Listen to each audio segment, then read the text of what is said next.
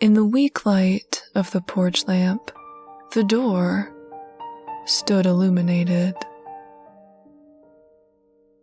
The wood was splintering, and the gray paint was flaking heavily.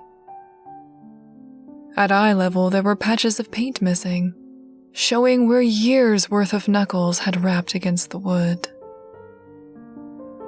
To the left of the door, encased in a dusty glass lamp, a weak light bulb glowed softly, casting a ray of yellow light. A single moth fluttered around the glass, its wings moving so quickly they were nothing but a blur. It tapped relentlessly, desperately trying to reach the light. I watched it struggle for several seconds, but my eyes soon wandered past the moth and down the porch steps where the light did not reach. Beyond the steps, the darkness was so thick I couldn't tell what street I was on, or if I was even on a street at all. The porch was large, but mostly vacant, save for a single wooden rocking chair that looked as old and weathered as the door itself. A heavy silence hung in the air, only broken by the tapping of the moth against the glass, its wings fluttering madly. I turned my attention back to the door. I raised my fist slowly and knocked. For several seconds I waited, and as I did, questions began to form in my mind. But before I could search for answers, I heard footsteps on the other side of the door, and the doorknob finally turned. The door opened, and in the yellow light, a pale face appeared. It was an old man who wore what appeared to be an even older tuxedo. His face was lined and wrinkled, and under the sagging folds of his chin was a black bow tie. His eyes, gray and watery, glanced from me to the porch light, where the moth continued its determined struggle. "Damn thing," he muttered. "Come in." He moved aside and held the door open. My eyes darted towards the steps. Come on, I don't have eternity," said the butler. More out of the pressure to be polite rather than the logic, I found myself crossing over the threshold. The butler shut the door behind me. "She'll be with you soon.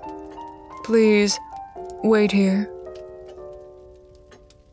Without another word, the man shambled out of the room. When he was gone, I looked around the room I had entered. The living room, much like the porch, was large but fairly empty. There were 2 sofas facing each other, each with the same floral pattern. They looked to be taken from a previous era, probably the 1920s, except, unlike the door and the rocking chair, they seemed brand new. Against the far wall was a massive hearth in which a fire roared, the flames devouring the pile of logs in the grate. It was surprising to see a fire lit on a July night, but regardless of the summer heat and the fire, the room was still chilly. I found myself inching closer to the flames for warmth. Against the wall was a grandfather clock. The wood was a deep, rich color, mahogany if I had to guess.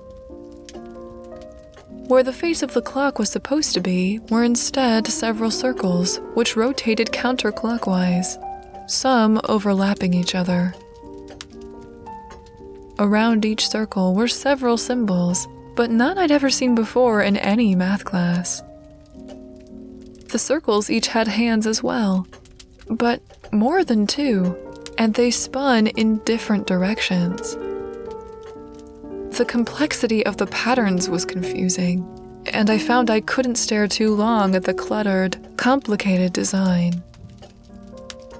I turned away, looking at the mantel above the fireplace, where several small crystal figurines were lined. Normally, I would have found such things tacky, but these were so well crafted that I couldn't help but feel a sense of awe as I gently touched the figurine of a horse. The firelight cast itself onto the crystal, and in turn cast a shadow of the horse against the wall.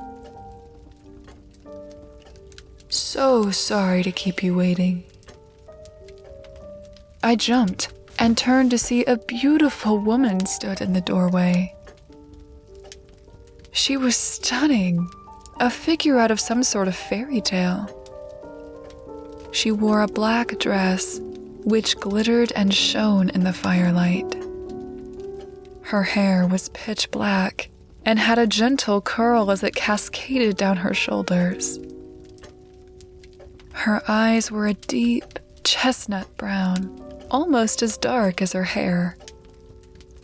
Her skin, however, was pale, without the hint of a single blemish or freckle. Her arms, smooth and soft, lay gently across her front. She appeared to wear no makeup, but her beauty was flawless regardless. I found myself staring, open-mouthed, at this figure. "Oh, it's no problem," I found myself saying. Although, in fact, there were many problems with all of this. The mysterious hostess glanced at the grandfather clock that wasn't a clock and smiled. "You were right on time. Perfect." On time for what?" I asked, feeling hopelessly lost and stupid. "Benjamin!" the woman called over her shoulder, ignoring my question. "Please get our guest here some champagne." The old man who had opened the front door appeared again from the shadows and nodded before vanishing again. The woman turned back to me, but this time she wore a dazzling smile. "I probably can't stay too long," I began. The questions that had begun brewing in the back of my mind the moment I found myself in front of the door began to boil over, forcing themselves to the front of my mind. "Where am I?" I asked the woman. "Who are you? How did I get here?" The woman smiled at me, and she was again saved from answering as the butler appeared, carrying 2 flutes of champagne. The flutes, like the figurines above the fireplace, were made of fine, delicate crystal, and I could tell they probably cost a fortune. The woman handed one to me. "Cheers," she said, and raised the glass to her lips and took a sip. I followed suit, my body seeming to betray my mind. And even in all the confusion and anxiety, I was startled by the taste of what had to be the finest champagne I had ever had. I looked down into the glass, watching the soft gold liquid bubble and fizz. I forced my mind to focus, to remember. How had I gotten here? I remember being at the office, packing up my things and saying goodbye to my coworkers as they made their way out the front door for the day. I walked to my car in the parking lot and chose a station on the radio, 87.5 FM, classic rock. The car had been hot from baking in the sun all day, and I had rolled down the windows to get some fresh air. I'd meant to drive straight home. I didn't have any errands to run or plans to see friends. It was going to be a quiet night watching TV in bed until I fell asleep. And yet, here I was, standing in this house, holding a glass of champagne and wondering how I could have possibly gotten here. "How do you like it, Abby?" she asked. I raised my eyes from the glass and met hers. "How do you know my name?" She smiled again. "When you're finished, we can get you settled. After that, we can talk." And with that, she left the room and I was alone once more.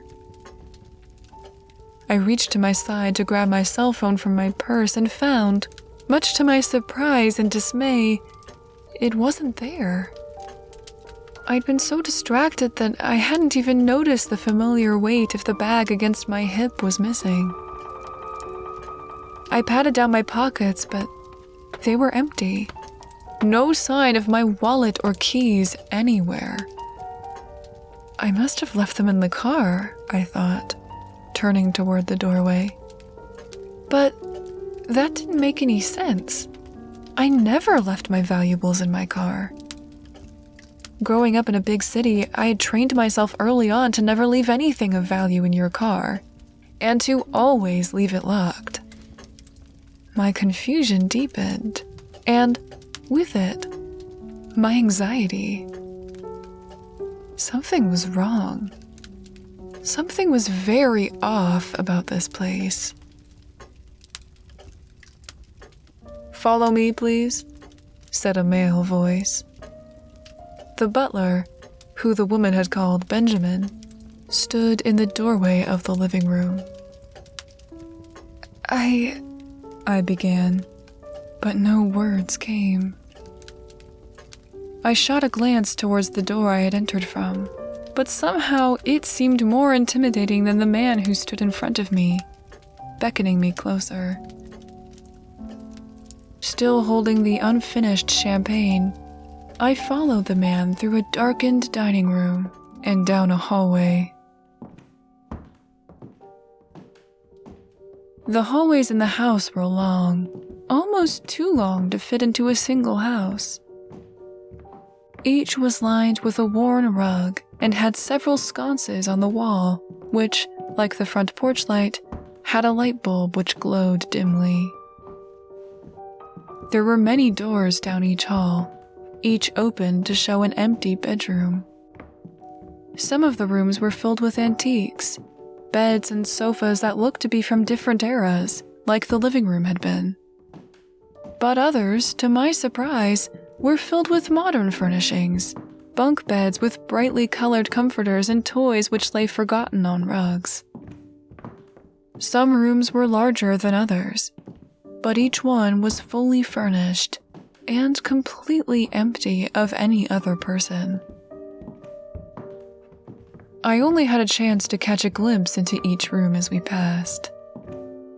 The old man seemed to move with an agility and speed that belonged to men decades younger than him. I followed him down one hallway and up another, our journey seeming to never end. I wasn't sure how many rooms I had passed.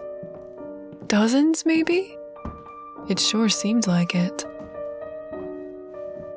Finally, after we went down what had to be the 30th hallway, I found myself asking, "Okay, who owns this house? What am I doing here?"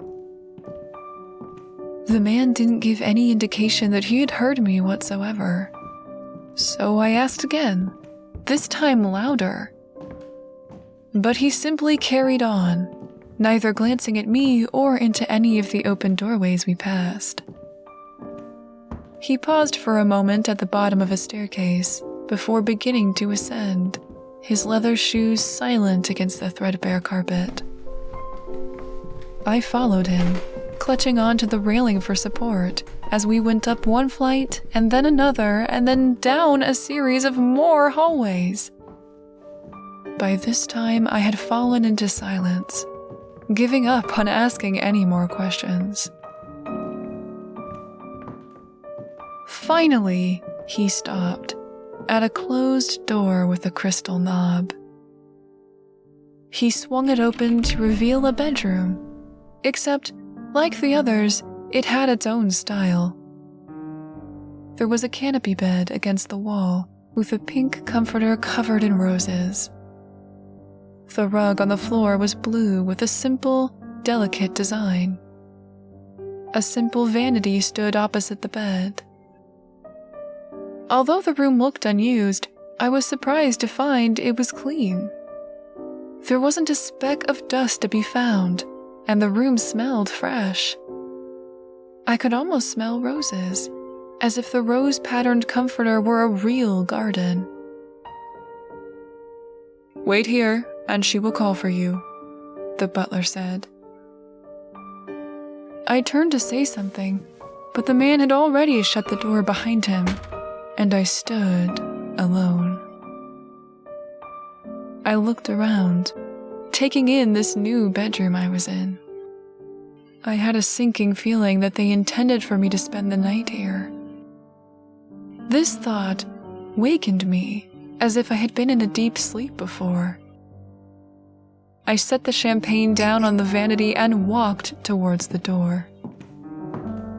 "That's stupid," I said to myself as I wrenched the door open and entered the hallway again. "What are you doing, following strangers into this house? Why didn't you scream and kick and run away? God, what's wrong with you?" I thought back to the champagne and my stomach churned. "And drinking the drinks they gave you? You don't know what's in it. They probably drugged you, for God's sake." I walked swiftly down one hallway and up the next, but before long I found I couldn't remember which direction I had taken to get there.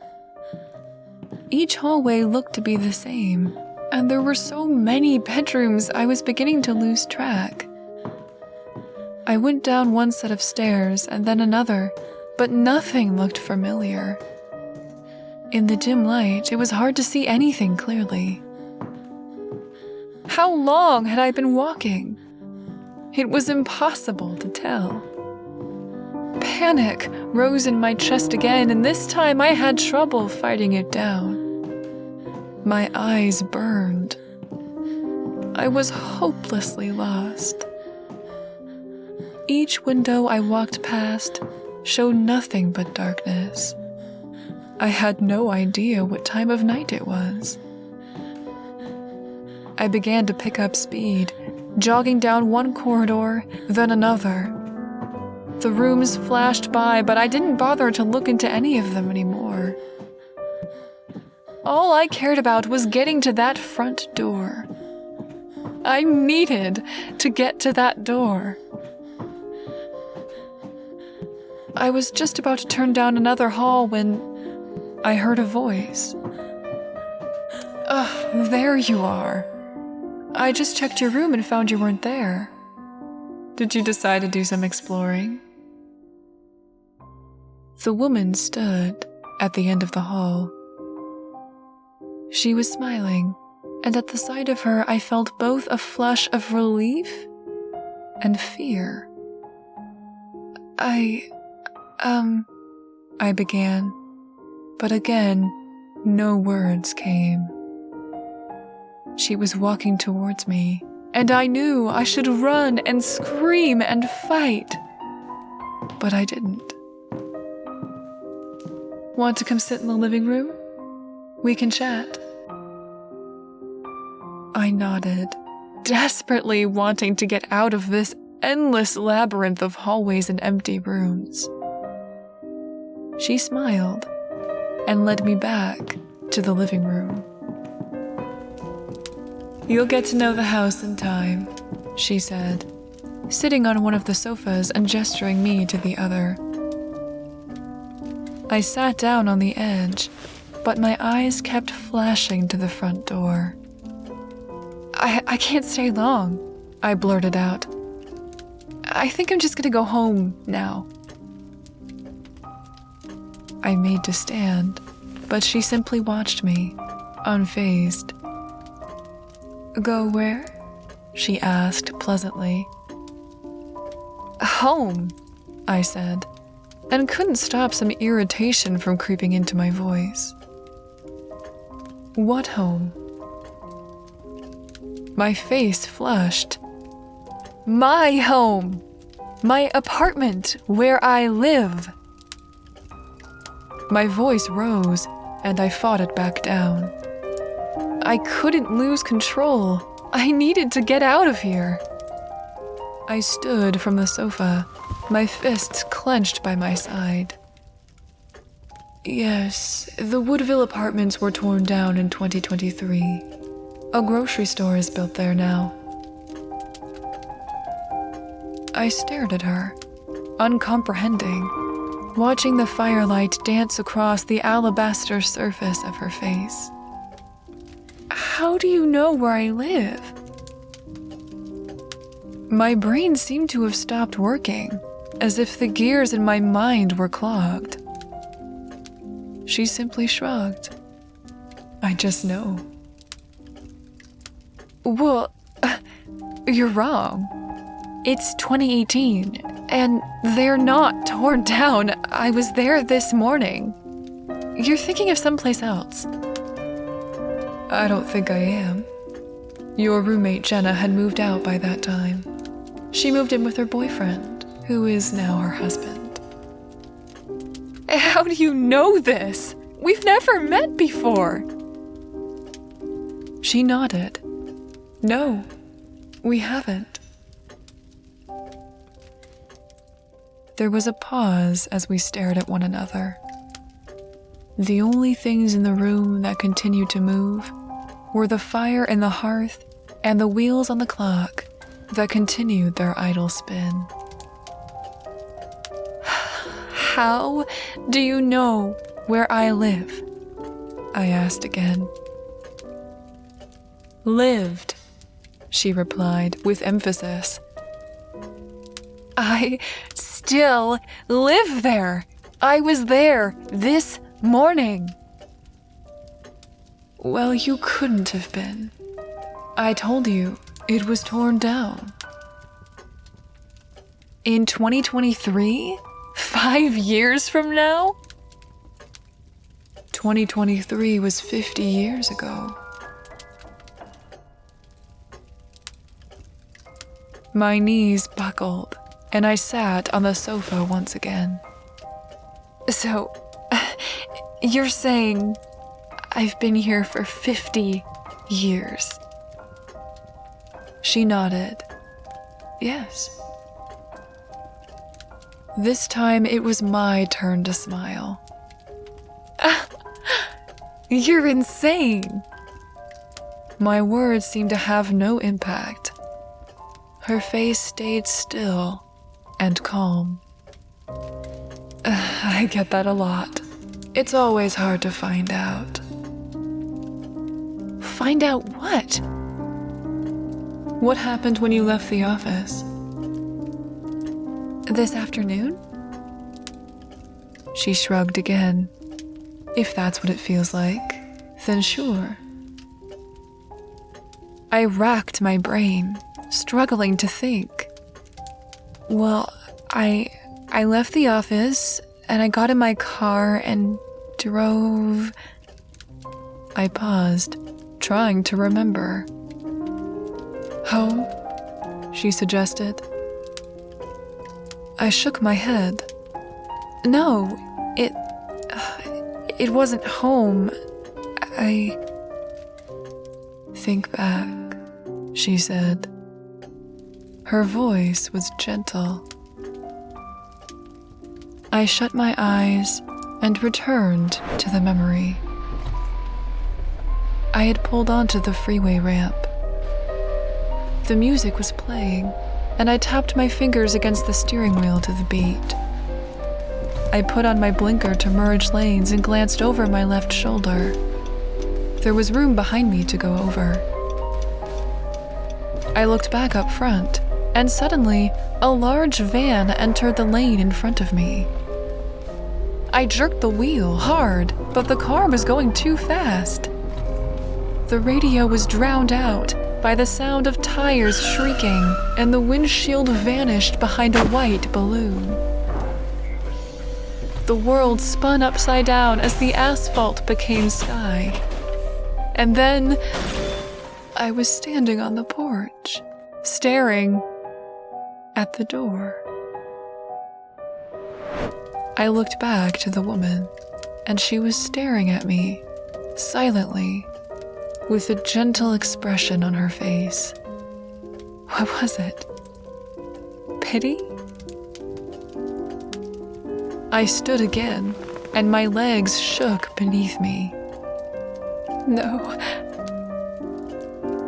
Your car flipped and slid 30 feet. You were killed on impact. The other driver was crippled, but lived. No! I put my fists to my eyes. You were buried in the cemetery in your hometown, the one by the river. They planted roses near your grave. I could almost see it now. My parents standing above a small cement stone which bore my name. My mother would wail and cling on to my father for support as he stared stoically on, not daring to let anyone see him cry. His bottom lip would quiver, breaking the facade. My mother would visit my grave on Sunday afternoons and leave flowers she grew in her garden. My father would keep a picture of me in his wallet and look at it once a day when he was alone and no one could see the anguish. I clenched my jaw and found myself fighting her words, not letting myself succumb to the tide. No! I yelled. You're a liar! I'm not dead! I don't know who you are or how I got here, but I am leaving now! Before she could say or do anything, I darted for the door and grabbed the knob. The woman called after me, told me to stop, but I didn't listen. Abby, come back. I ran out onto the porch, where the night was still as dark as it had been when I arrived. The moth still continued to bang away at the glass, but I didn't stop. I ran down the steps into the inky darkness beyond, and I kept running, faster than I had ever run in my life. The dim light of the porch grew faint, and the darkness seemed to swallow me whole. I didn't care where I was going, as long as I put as much distance as I could between myself and that house. The ground beneath me was soft, like a combination of mud or sand I had never felt before. The light from the house soon became nothing but a tiny speck behind me, but I didn't dare slow down. With each step, my feet began to sag, the ground becoming softer and softer. It took more and more effort to draw up one leg and the other, and soon it was not possible to keep them up at all. I'm sinking, I thought with horror. I'm sinking into the earth.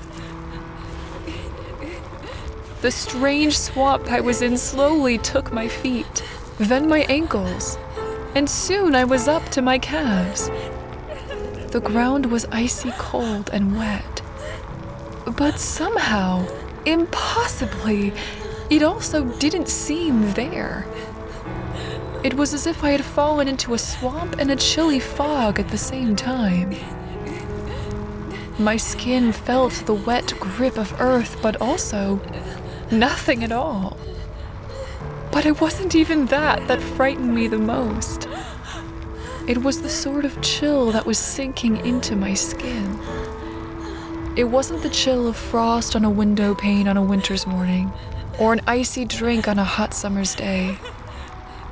It was the chill that went down your spine when you were alone in the dark, when you heard a whisper in the cellar, when you were sure you were alone. It was the chill you felt when you knew there were monsters beneath your bed, waiting to devour you the moment you set a foot on the floor. I gasped and tried to wrench my feet up, but the more I struggled, the more I sank. The chill enveloped until it reached my hips, then my waist. I was sinking into some unknown vastness, and I was certain then, more than I had ever been certain about anything in my entire life, that if I sunk into this darkness, I would never come back out again. I reached out into the darkness, desperately trying to find something to cling onto, a branch, a boulder, anything. But I only felt the empty air. I cried out. I looked back over my shoulder, and I saw, in the distance, the weak light and the shape of the house. Crying out with the effort, I managed to turn and force my legs to keep moving through the thick swamp. Each step was agony, and the cold seemed to grow worse, moment after moment. But I kept my eyes focused on the light, not daring to look away in case I should lose sight of it entirely. No matter how many steps I took, the light didn't seem to be getting any closer, and I could feel despair grip me. My parents' faces swam in front of my eyes, and the lonely rose garden, where a stone nearby bore my name. After what felt like an eternity, the sound ground beneath me began to feel more solid. I found with each step that I was rising out of the darkness, and the porch light finally grew nearer. And at last, I saw the porch steps in front of me and collapsed onto them. I crawled onto the porch and lay there, sobbing, my face pressed against the cool cement. Tears blurred my vision and my thoughts were fragmented. I was barely aware of the moth against the light, or how my clothes were completely dry, as if I hadn't even entered the strange swamp at all. I wailed in a way that I hadn't since I was a child, wanting more than ever to find myself home, in bed. A hand touched my back, and I gasped, my eyes flying open. I looked to see dark eyes in a pale face staring at me. "Abby," she said softly. "What's out there?" I cried. She looked towards the porch steps, where the darkness lay beyond. She didn't answer, but turned back to me. She stroked my hair from her face, and her hand was cold. She gently pulled me to my feet, and this time, I didn't struggle. I had no fighting left in me. She led me back inside the living room, and we sat together on the couch. I wrapped my arms around myself, but could give myself no comfort. The woman gently wiped the tears from my eyes, and I realized that her hands were the same kind of cold as the depths outside that threatened to swallow me whole. "I want to go home," I managed, between my sobs. "Oh, darling," the woman said, her voice sweet and soft. "You are home."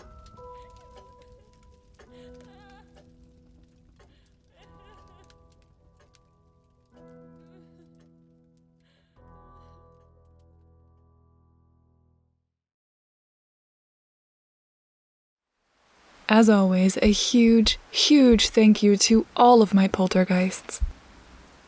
Baby Yoda, Calderin, Cheryl Meredith, Evan Diaz, Gary, Imugi, Nathan Konerk, Rye Dandel, Spirit Father, and Steven Stevens. Your contributions are so appreciated, and thank you from the very bottom of my heart.